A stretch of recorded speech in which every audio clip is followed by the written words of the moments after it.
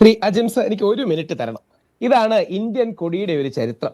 ആദ്യം 1906 അന്നത്തെ സ്വാതന്ത്ര്യ സമര സേനാനികൾ കുറെ കാര്യം കൊണ്ടുവന്നു. അതിൽ വന്ദേ മാതരം എന്ന് എഴുതിയിട്ടുണ്ടായിരുന്നു. ഇതാണ് 1907 ഇതാണ് 1907 തന്നെ വേറൊരു ഡിസൈൻ വന്നു. ഗാന്ധിജിയാണ് ഇത് പിന്നെ പോപ്പുലറൈസ് ചെയ്യുന്നത്. പിങ്കാളി വെങ്കയ്യ എന്നൊരാളാണ് ഗാന്ധിജിയുടെ പുറകെ നടന്ന് പറയുന്നത് നമുക്കൊരു സ്ട്രോങ് എല്ലാവരും എഗ്രി ചെയ്യുന്ന കൊടി വേണം. അങ്ങനെ 1921 ഈ കൊടി വന്നത്. ഈ കൊടിയാണ് ഈ കൊടിയുടെ പിന്നെ അടുത്ത രൂപമാണ് നമ്മൾ ഇന്ന് കാണുന്ന രീതിയിലേക്ക് വരുന്നത്. ഇത് വരുമ്പോൾ ഗാന്ധിജി കൃത്യമായിട്ട് പറയുന്നുണ്ട്, ആദ്യം 2 കളേഴ്സേ ആഡ് ചെയ്യുന്നുള്ളൂ. ഗാന്ധിജി പറയുന്നു, എനിക്കൊരു ഹിന്ദു കളർ വേണം, ഒരു മുസ്ലിം കളർ വേണം. അങ്ങനെ ഹിന്ദു മുസ്ലിം കളറുകൾ ഈ റെഡ് ഷോക്ര ആയിരുന്നു വന്ന്. ഇന്ന് കാണുന്ന രീതി സാഫ്രൺ അല്ല, നമ്മുടെ വിവേകാനന്ദ സ്വാമി ഒക്കെ ഇടുന്ന ഡ്രസ്സിന്റെ ഒരു റെഡ് ഷോക്ര. ഈ 2 കളർ വെച്ച് ഗാന്ധിജി ഒരു ഫ്ലാഗ് നിർണ്ണയിക്കുകയാണ്. ഗാന്ധിജി ജീവിതത്തിൽ ഒരിക്കലും ലേറ്റ് ആവാത്തൊരു വ്യക്തിയാണ്. പക്ഷേ AICC സമ്മേളനം ഒന്ന് കറാച്ചിയിൽ നടക്കുകയാണ്. 1931 മാർച്ചിലാണ് സംഭവിക്കുന്നത്. അപ്പോൾ ഗാന്ധിജി AICC കറാച്ചി സമ്മേളനത്തിൽ പോകുമ്പോൾ ഗാന്ധിജി താമസിക്കും. താമസിക്കുമ്പോൾ ഗാന്ധിജി ഈ അവതരിപ്പിക്കാൻ പറ്റില്ല. അതിനുശേഷം മൗലാന അലി ഗാന്ധിജിയോട് പറയും, നമ്മൾ 2 മാത്രമല്ല, നമ്മുടെ നാട്ടിൽ ക്രിസ്ത്യാനികളും ബാക്കി ന്യൂനപക്ഷങ്ങളും ഉണ്ട്. അപ്പോഴാണ് ഗാന്ധിജിക്ക് തന്റെ തെറ്റ് മനസ്സിലാവുന്നത്. അങ്ങനെയാണ് ഗാന്ധിജി പിന്നീട് ഈ വെള്ള കളർ ആഡ് ചെയ്തത്. അങ്ങനെയാണ് ഈ വെള്ള ക്രിസ്ത്യാനികൾക്കും മറ്റു ന്യൂനപക്ഷങ്ങൾക്കും, പച്ച നമ്മുടെ മുസ്ലിം സഹോദരങ്ങൾക്ക്, നമ്മുടെ ഹിന്ദു ഞങ്ങളടക്കമുള്ള ഭൂരിപക്ഷ സമുദായത്തിൽ. ഇതിന്റെ മറ്റൊരു വകഭേദമാണ് 1931 അംഗീകരിക്കുന്നത്. ഇന്ന് ശ്രീ ശിവരാജൻജി പറയുന്നതും കേൾക്കേണ്ടതാണ്. ഇന്ത്യയുടെ ഏറ്റവും ആവേശജനകമായ ചരിത്രമാണ്. അദ്ദേഹം പറയുന്നത് ഈ ഫ്ലാഗിനെ കുറിച്ചാണ്. ഈ ഫ്ലാഗാണ് 1931 മാർച്ചിൽ ആദ്യം 7 അംഗ കമ്മിറ്റി ചിന്തിക്കുന്നത്. ഇത് ഇടയ്ക്ക് ഇന്ററപ്റ്റ് ചെയ്തത് ഭയങ്കര ആവേശമുള്ളതാണ്. ഇതാരാ ഈ കാവി പതാക അംഗീകരിക്കുന്ന അറിയാവും? ഇന്ത്യ കണ്ട ഏറ്റവും വലിയ പരിശുദ്ധ ഖുറാൻ പണ്ഡിതനായ, അന്നത്തെ ഇന്ത്യയിലെ മുസ്ലിം സമൂഹത്തിന്റെ ഏറ്റവും വലിയ നേതാവായ മൗലാന അബുൽ കലാം ആസാദ്, ഇടതു പുരോഗമനവാദിയായ സാക്ഷാൽ പണ്ഡിറ്റ് നെഹ്റുജി, മതേതരത്വം ഏറ്റവും കൂടുതൽ ഇന്ത്യയിൽ ഉയർത്തിക്കാട്ടിയ നെഹ്റുജി, ഇവരെല്ലാം ഈ ഫ്ലാഗ് അംഗീകരിക്കുകയാണ്. 1931-32 കറാച്ചി സമ്മേളനത്തിന്റെ കാലഘട്ടത്തിലാണ് ഇവരിത് അംഗീകരിക്കുന്നു. എന്നിട്ട് ഇത് മതി എന്ന് പറയുന്നു. ഇതിനെ എതിർത്ത് തോൽപ്പിക്കുന്നത് ഇന്ത്യ കണ്ട പ്രവാചക സ്വഭാവമുള്ള നമ്മുടെ ഈ രാജ്യത്തിന്റെ ആത്മാവായ മഹാത്മാഗാന്ധി പറയും, മൗലാന അബുൽ കലാം ആസാദിന് കാവി പതാക മതിയായിരിക്കും, പക്ഷെ എനിക്കത് പറ്റില്ല, എനിക്ക് ത്രിവർണ്ണ പതാക തന്നെ വേണം. ആ ത്രിവർണ്ണ പതാക എന്ന് പറഞ്ഞാൽ ഹിന്ദുവിനെയും മുസ്ലിമിനെയും ക്രിസ്ത്യാനിയെയും ബാക്കി ന്യൂനപക്ഷങ്ങളെ റെപ്രസെന്റ് ചെയ്യുന്നതാണ്. ഇതാണ് നമ്മുടെ ഫ്ലാഗിന്റെ ചരിത്രം.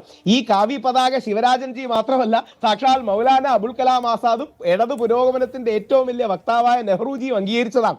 അത് ഇന്ത്യൻ മുസ്ലിമിന്റെ മഹാമനസ്കതയാണ്. പക്ഷേ ഒരു ഇന്ത്യൻ ഹിന്ദുവിന്റെ നിർബന്ധ ബുദ്ധിയാണ് മഹാത്മാഗാന്ധിക്കുള്ളത്. എന്റെ കൊടിയിൽ പോലും മതസൗഹാർദ്ദവും ബഹുസ്വരതയും വേണമെന്ന്. ഈ പതാകയുടെ കാര്യത്തിൽ നമുക്കൊരു കൺസെൻസസ് കണ്ടെത്തിക്കൂടെ, സമവായം കണ്ടെത്തി?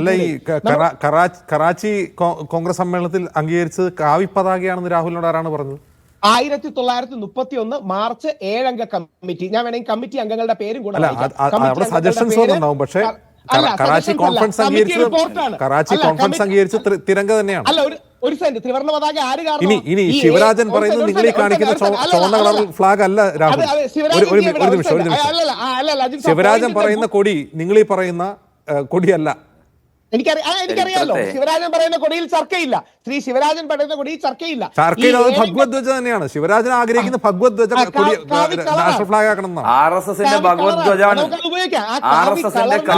രാഹുൽ ഈശ്വർ പറഞ്ഞു വരുന്നത് എന്താണ്? അതായത് കാവി ഒരു മോശം കളറല്ല എന്ന് പറയാനാണെങ്കിൽ അത് ആണെന്ന് ആരും പറഞ്ഞിട്ടില്ല. അത് നല്ല കളറാണ്, ഇന്ത്യയുടെ പാരമ്പര്യമുള്ള കളറാണ്, ഇന്ത്യയുടെ ആത്മീയത കളറാണ്. അത് ഇങ്ങനെ വിശദീകരിക്കേണ്ട ആവശ്യമില്ല രാഹുൽ. അതെ, ശരി, അത് പറഞ്ഞോട്ടെ. അപ്പൊ അവിടെയാണ് ഈ സമവായമാണ് നമ്മുടെ രാജ്യത്തിന്റെ ചരിത്രം. ഒന്ന് ആലോചിച്ച് നോക്കുക. ഇന്ത്യയുടെ കാവി പതാക കളറിൽ RSSന്റെ ഭഗവത്ധ്വജം അല്ല, കാവി പതാക കളറിൽ മൗലാന അബുൽ കലാം ആസാദ് അക്സെപ്റ്റബിൾ ആയിരുന്നപ്പോ യഥാർത്ഥ ഹിന്ദു വിശ്വാസിയായ ഗാന്ധിജി അത് പറ്റില്ലെന്ന് പറഞ്ഞു. അതാണ് നമ്മുടെ നാടിന്റെ ചരിത്രം. ഈ ബാലൻസ് ആണ്, സമന്വയമാണ്, സമവായമാണ് ഈ നാടിന്റെ ചരിത്രം. ഈ പതാകയുടെയും ഭാരത് മാതാവിന്റെയും കാര്യത്തിലെങ്കിലും നമുക്കൊരു യോജിപ്പിലെത്തിക്കൂടെ? പെട്ടെന്ന് ആ യോജിപ്പ് കൂടെ പറയാം. ഈ RSSകാരനാണ് നമ്മുടെ അർലേക്കർജി, RSSകാരനാണ്, ആ ബാക്ക്ഗ്രൗണ്ട് ഉള്ള വ്യക്തിയാണ്. ഭാരതമാതാവിനെ വെച്ചോട്ടെ, പക്ഷേ ഭാരതമാതാവിന്റെ കയ്യിൽ ത്രിവർണ്ണ കൊടി മതി. ഇനി ഒരു കാര്യം കൂടെയുണ്ട്. ഈ ത്രിവർണ്ണ പതാക, കാവി പതാക മാറ്റി ത്രിവർണ്ണ പതാക ആക്കിയത് കൊണ്ടാണ് ഗാന്ധിജിയെ ഞാൻ കൊല്ലുന്നതെന്ന് ഗോഡ്സെ പറയുന്ന പല കാരണങ്ങളിൽ ഒന്ന് ഈ കാവി പതാക മാറ്റി ത്രിവർണ്ണ പതാക ആക്കിയത് ഈ മഹാത്മാഗാന്ധി എന്ന വ്യക്തിയാണ്. ഗാന്ധിജിയെ കൊല്ലാനുള്ള കാരണങ്ങളിലൊന്ന് ഗോഡ്സെ പറയുന്നതാണ്. അറ്റ്ലീസ്റ്റ് നമുക്ക് പതാക, national anthem, national song, Gandhiji, constitution, ഇത്തരം കാര്യങ്ങളിലെങ്കിലും ഒരു സമവായത്തിൽ എത്തിക്കൂടെ? ഈ സമവായം കാരണമാണ് വന്ദേ മാതരം നാഷണൽ സോങ്. സമവായം എത്തിക്കൂടെ എന്ന് ആരോടാ ചോദിക്കേണ്ടത്? RSSനോടാ ചോദിക്കേണ്ടത്. അവർ തിരങ്കെ അംഗീകരിച്ചിട്ടുണ്ടായിരുന്നില്ല, അവരുടെ ആസ്ഥാനത്ത് ഉയർത്തിയിട്ടുണ്ടായിരുന്നില്ല. 2002 മുതലാണ് അവർ ഉയർത്തി തുടങ്ങിയത്. അവരാണ് സമവായത്തിലെത്തത്, അവരാണ് ഭരിക്കുന്നത്. രാഹുൽ, അവരാണ് സമവായത്തിലെത്താത്തത്, അവരാണ് ഈ തിരങ്കാടയൊക്കെ ആധുനിക കാലത്ത് മോദിജി അല്ലേ ഏറ്റവും കൂടുതൽ നമ്മുടെ അത് വേറെ നിവൃത്തിയില്ലാത്തതുകൊണ്ട് ചെയ്തതാണ് രാഹുൽ. തിരങ്കാടെ മോദി ചെയ്യുന്നുണ്ട്. അത് മോദി അത് ചെയ്യാനിടയായതെന്നാണ്. 2002 മുതൽ RSS അവരുടെ ആസ്ഥാനത്ത് ഉയർത്തി തുടങ്ങിയതിന് ശേഷമാണ്. ഈ ആദ്യ കാലത്ത് ഒരുപാട് പേർക്ക് എതിർപ്പുണ്ടായിരുന്നു. കുറച്ചൊരു സത്യമാണ്, ഇല്ലെന്ന് പറഞ്ഞിട്ട് കാര്യമില്ല. ഹാർട്ട് ലൈൻ എടുക്കുന്നവർ രാഹുൽ ഇപ്പോൾ പറയുന്നത് മധ്യവർത്തി പാതയാണ് വേണ്ടത്, തീവ്രവാദം ഇതല്ലേ നമ്മുടെ നാട്ടിൽ സംഭവിച്ചത്. അതല്ലേ RSSകാരനാണ് മോദി. RSS തിരങ്കയോട് വിപ്രതിപത്തിയുണ്ട്, അവരാണ് ഭരിക്കുന്നത്. ഇപ്പോൾ സമവായത്തിലേക്ക് ആരാണ് എത്തേണ്ടത് രാഹുൽ? ആരോടാണ് നമ്മൾ പറയേണ്ടത്? പോയിന്റ് മനസ്സിലാവില്ല. വന്ദേ മാതരം എടുത്തപ്പോ നമ്മുടെ മുസ്ലിം ക്രിസ്ത്യൻ സഹോദരങ്ങൾക്ക് അതിലെ ദുർഗാസ്തുതി അൺകംഫർട്ടബിൾ ആകുമെന്ന് തിരിച്ചറിഞ്ഞ് ഹിന്ദുക്കൾ തന്നെയാണ് പറഞ്ഞത് നമുക്ക് നാഷണൽ സോങ് ആയി വന്ദേ മാതരം എടുക്കുമ്പോൾ തുമി ദുർഗ അടക്കമുള്ള സ്റ്റാൻസസ് കട്ട് ചെയ്ത് കളയാം. ഇന്നും RSSകാര് അവരുടെ ശോഭായാത്രകളിലും അല്ലെങ്കിൽ ഘോഷയാത്രകളിലും ഒക്കെ ഈ തുമി ദുർഗ അടക്കമുള്ള സ്റ്റാൻസ് ഉണ്ട്. ഇങ്ങനെ കൊടുക്കലും വാങ്ങലും അല്ലേ നമ്മുടെ രാജ്യം. ഒരാൾക്കൊരു കാര്യം കംഫർട്ടബിൾ ആണ്, വേറൊരാൾക്കല്ല. നമുക്ക് എന്നാ ഒരു സമവായം ഉണ്ടാക്കാം.